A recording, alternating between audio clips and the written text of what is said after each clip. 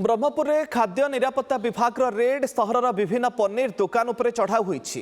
खासपा स्थायी स्थित एक दुकान उपर रेड करी पनीर एवं छेना जांच करा जायछि।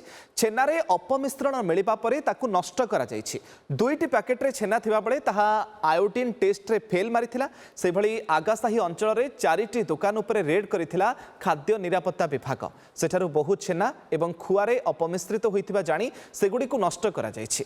दुकानी को 7 दिनिया नोटिस सहित फूड लाइसेंस रद्द करा जायथिला।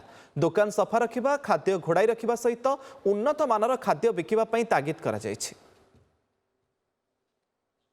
चढ़ाऊ कले कोन खराब भाला लागला हुआ पांचना खराब लागला। हां केतो बतला दुकान मस्त फूड रे जिंतो गुडी आंदिलो बाहर बागा से आना लगता है। हां कोन मिसाई छिने कोन से कौन से ताके केतरा दुईटा दुकान आम देखिलु बहुत बड़ा एडल्ट्रेशन पाइलु आउ डेस्ट्रक्शन भी करने को कढ़ाई तार रेजिस्ट्रेशन सर्टिफिकेट भी आम सस्पेंशन करूँ 7 दिन।